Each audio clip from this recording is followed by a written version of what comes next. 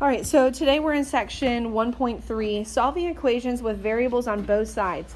Now, we've seen multiple variables that we had to combine like terms, but we have not seen variables on both sides of the equation. Okay, we haven't seen that yet. So this equal sign, that's significant. If I have a variable, does everybody agree it's on both sides of the equal sign?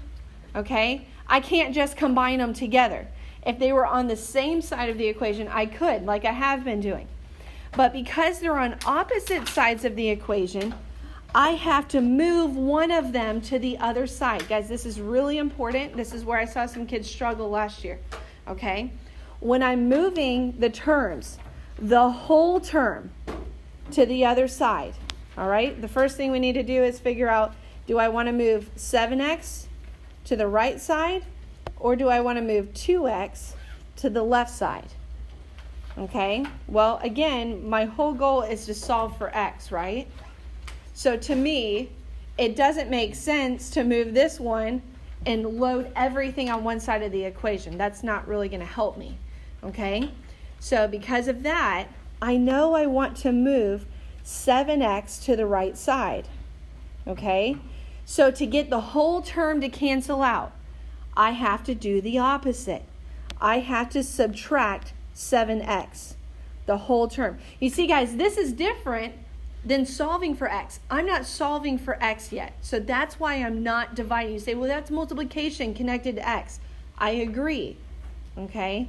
But do you kind of understand what I'm saying? I have to move the whole term to the other side, which is why I'm subtracting. So now whatever I do to one side, I do the same thing to the other side. Subtract the whole term, okay? Bring down what's left.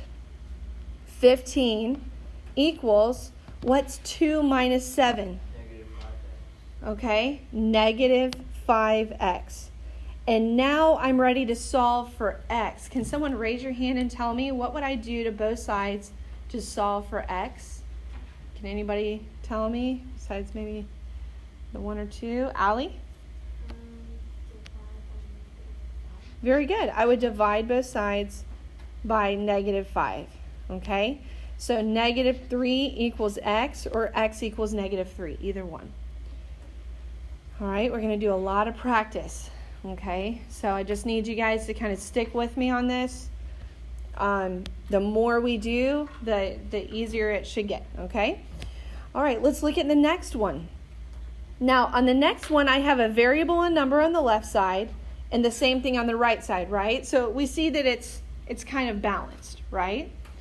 Okay, so technically it does not matter if I move 3x to the right side or if I move 6x to the left side, but I'm going to give you a little direction here, okay? You want to move the smaller value of the two variables. So between 3x and 6x, which one is smaller? 3x. Now, how could I move 3x to the other side? Deasia, how would I do that? How would I get 3x to cancel to the other side? Yeah, very good. It's positive, so I need to subtract it. Okay? And when I subtract it from 6x, because I subtracted the smaller of the two, my x will be positive. All right? Do you see that? If I had subtracted 6x from 3x, guess what? It would have been negative 3, right? 3 minus 6. We want to avoid that happening. So the way we avoid that is we subtract the smaller one, or we move the smaller one. Okay? All right, so now what's left? Bring down your 10 equals 3x minus 11. So now that my x's are on the same side, now I can solve the equation like a two-step equation. Can someone raise your hand and tell me what the next step would be? Micah? Plus 11 on both sides. Yes, plus 11 on both sides. Oh, it's starting to come together. 21 equals 3x. Last step, Kelsey? Uh-huh. Okay, very good. Divide both sides by 3. So x equals 7. All right, any questions? Okay, are you seeing what we're doing here, guys? Because we have x's on either side, on opposite sides of the equal, we have to move one of them to get them on the same side. All right, how we do on that? Okay, so let's do some more. All right, well, what do you see here? Distributive property, you see a fraction, you see decimals, but we still treat them the same way. So let's, actually, we need to skip this one until later in the lesson. All right, that one's in the wrong spot. So we're going to skip that one. We'll see that same problem in an example in a minute. All right, so let's look at this one over here. Okay, 2.5y plus 6 equals 4.5y minus 1. Okay, so what is the first thing I told you to look for? The variable. Okay, hold on. Just start there. Look at your two variables. Can you pinpoint your two variables? Okay, we have 2.5y and 4.5y. All right, so which one did we say, Connor, Starling, which one did we say we're going to move? Very good, the smaller one. So how could I get 2.5y to cancel out, Mason? Subtract 2.5y. Very good. Awesome. Subtract the whole term. All right. When I do that, it cancels out. Great. But I need to do the same thing to the other side. Subtract 2.5y. All right. And now let's bring everything down. 6 equals, what's 4.5 minus 2.5? 2y minus 1. 2y minus 1. All right, now what do I do? Add 1 both sides. You agree, Nick? You know, add 1 both sides? 7 equals 2y. Now how do I solve for y? Divide by 2. All right, so go ahead and finish that one. All right, so it's one of two answers. You could say y equals 7 over 2, or you could have said 3.5. Okay, as long as that fraction is reduced. All right. Okay, how do we do on the third one? We kind of catching on to the getting the variables on the same side. Did y'all do that in 7th grade? Getting the variables on the same side? Okay. I couldn't remember if it was in that book. All right, so let's practice more distributive property. Okay, so what we're going to say is we need to unpack that distributive property. Okay, we can't solve the equation until those parentheses are gone. How do I make the parentheses disappear? By add. Multiply 6 times. Yes, multiply 6 times 4 and multiply 6 times, wait a second, what's in front of that z? A 1. So you might want to write it in there to remind yourself you're multiplying 6 times negative 1. Okay, so go ahead and do your distributive property and then solve for z. So then you have to move your z's to the same side, decide which one you're moving, and solve for z. I'm going to walk around and check on you guys. All right, so we have 24. Oh, why did I write a 6? I said 24 and I wrote a 6. That's the kind of morning I'm having. 24 minus 6z equals 2z. All right, we see that negative 6z is smaller, and we want to start moving the z's over here because my number is over on this side. So we add 6z to both sides, and we get 24 equals 8z. Okay, then we're going to divide both sides by 8, and z equals 3. All right, so walking around, I saw a lot of you guys getting 3. That's a great thing. Okay, good job. All right, let's do this next one now. I want you to do the distributive property on both sides, okay, and then solve for x. All right, what's 2 times 4x? 8x. All right, don't forget to multiply by the second term. What's 2 times negative 1? Negative 2. Okay, so minus 2. All right, equals 3x plus 6.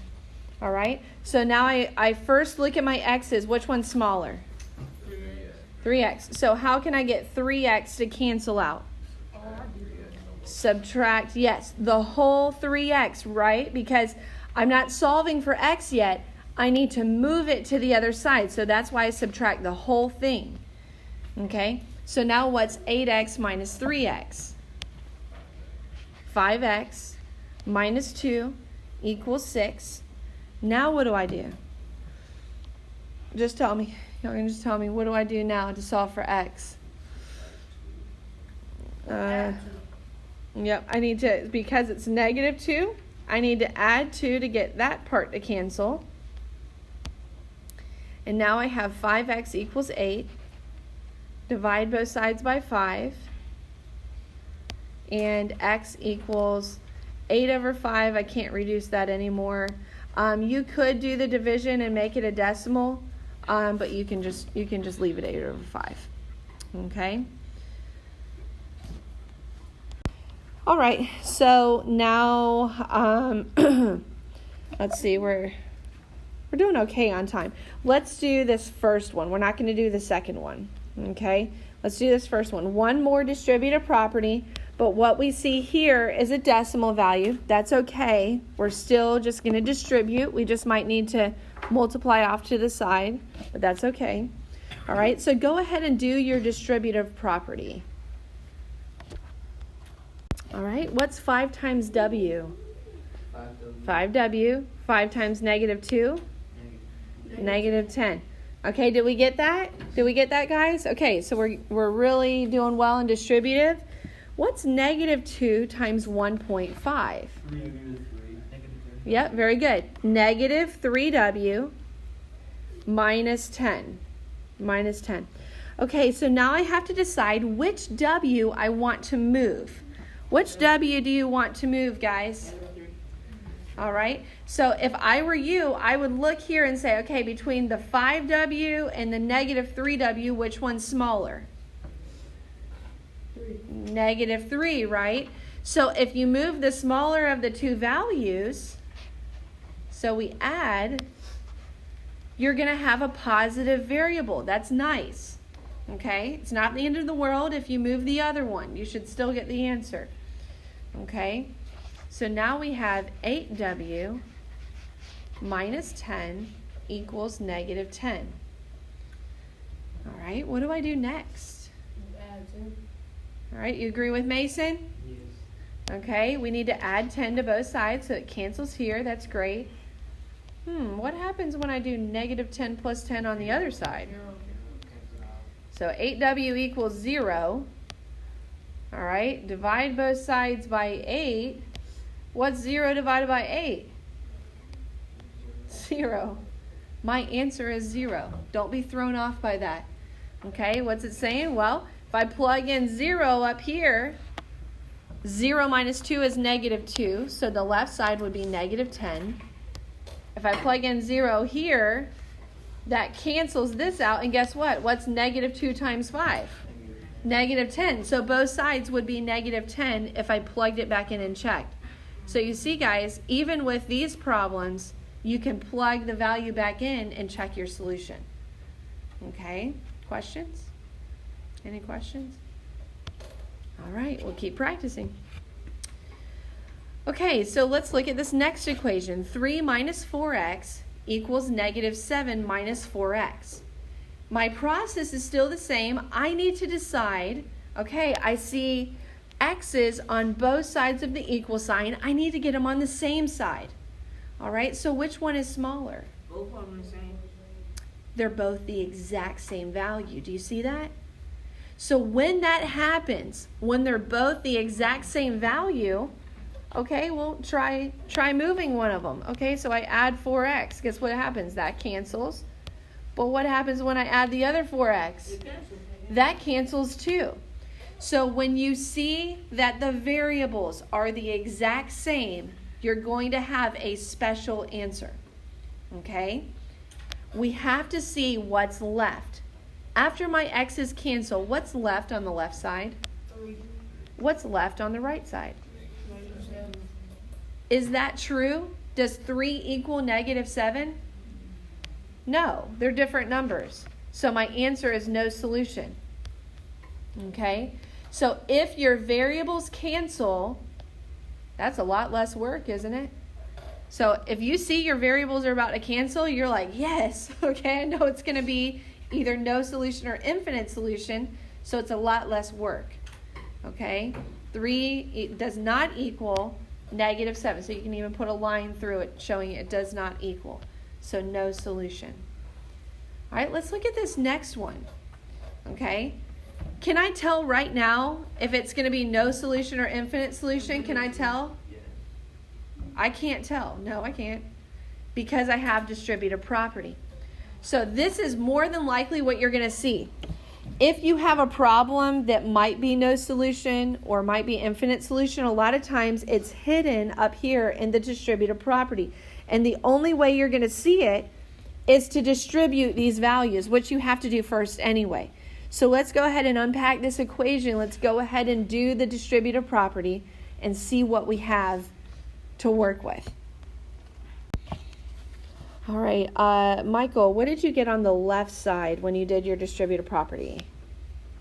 I got 30 minus 12. Okay, you got 30 minus 12v. Okay, great, that's perfect. Someone raise your hand and tell me what you got on the other side. All right, maybe someone different who doesn't normally volunteer.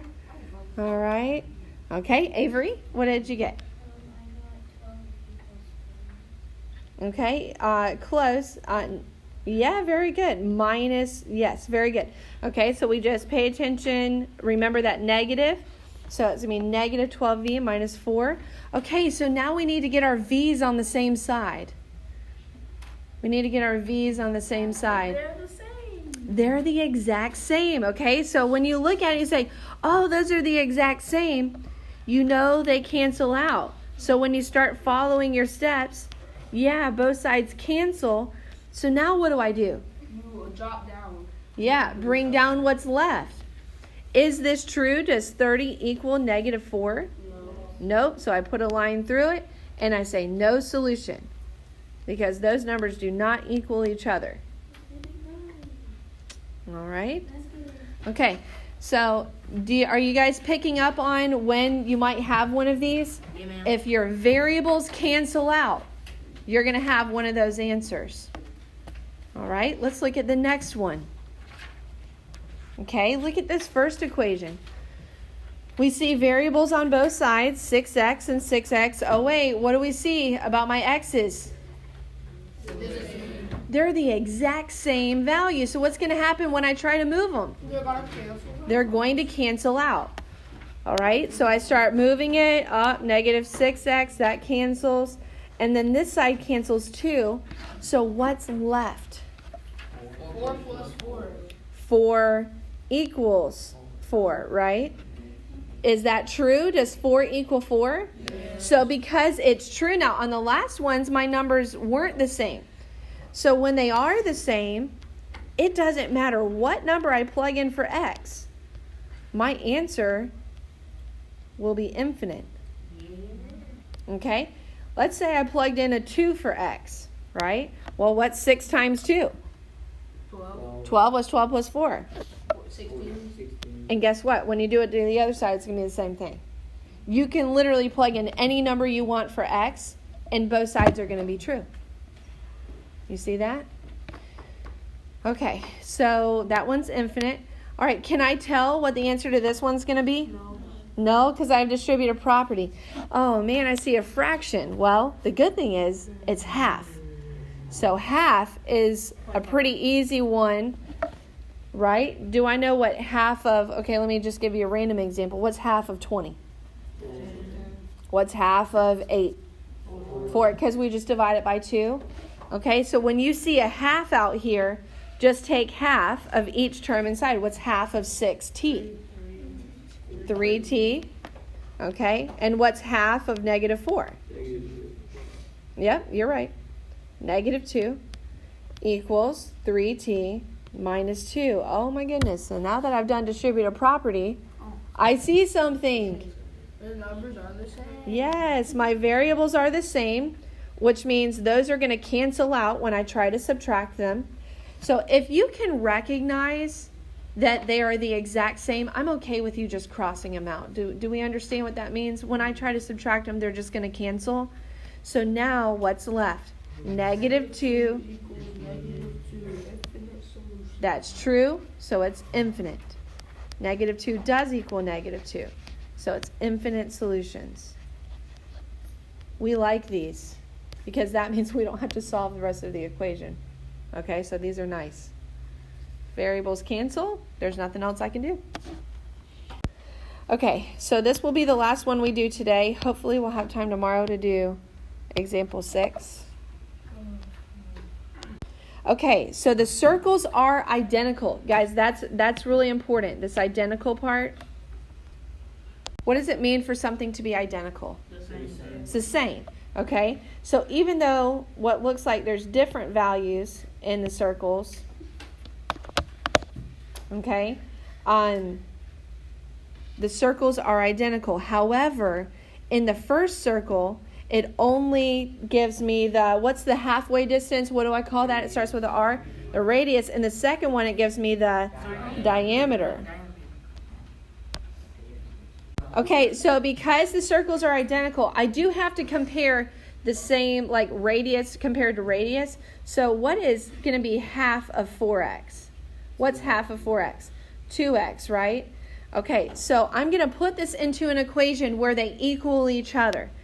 So what I'm saying is the radius on one circle equals the radius value of the other circle.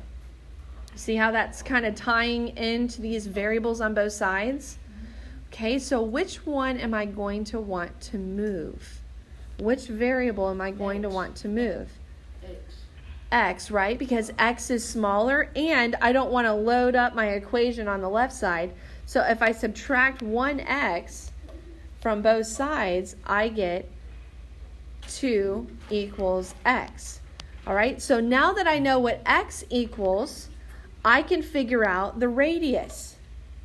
All right, and it's going to be the same no matter which one I plug it into. When I plug in x, or 2 for x, what do I get for my radius? 8. Wait. No, so 2 is my x value, so what's 2 times 2? 4. Okay, so my radius equals 4. That's important because what am I solving for? Area. The area. Does anybody remember the formula for the area of a circle, Connor? A equals pi r squared. Yes, A equals pi r squared. You do need to know this. This is going to be on your quiz on Monday. Pi r squared. Okay? What is the decimal value for pi? 1/4. We said our radius is 4 squared. Okay, so now here's my question. Do I multiply these numbers and then square it? No. Or do I square it first? Square it first. So this is 3.14 times 16. All right, so we're just going to do that work off to the side. 3.14 times 16. 24, carry my 8, 18. My 0 placeholder, 4, 1, and 3. And I can add them together. 4, 12, 10, 5. How did you know it was going to be 2 decimals in your answer? Yes, because there's 2 up top. 50.24. And they didn't give me any units, like if it's inches or feet. So I'm just going to say 50.24. And I'm just going to say units squared. Because I don't know what the unit is. But I know I have to square it because it's area. Okay, square the label. All right. Okay, so you might say, I can't do that one on my own yet. That's okay. We're going to do another practice one of those tomorrow. All right, I have shortened up your homework. So I'm going to put this in the review video. And I'm also going to update the portal and send out a remind. I'll do that too. So we're going 1.3. Page 22. I want you to do number 3, 12, 14, 16, 20, and 24. Okay, that's your homework tonight. 6 problems. We have about 10 minutes left in class. So 6 problems in 10 minutes, I mean, you guys could really put a dent in it, and that'll give me time to walk around and check on how you're doing also. Okay, so rest of class, we're working on those problems.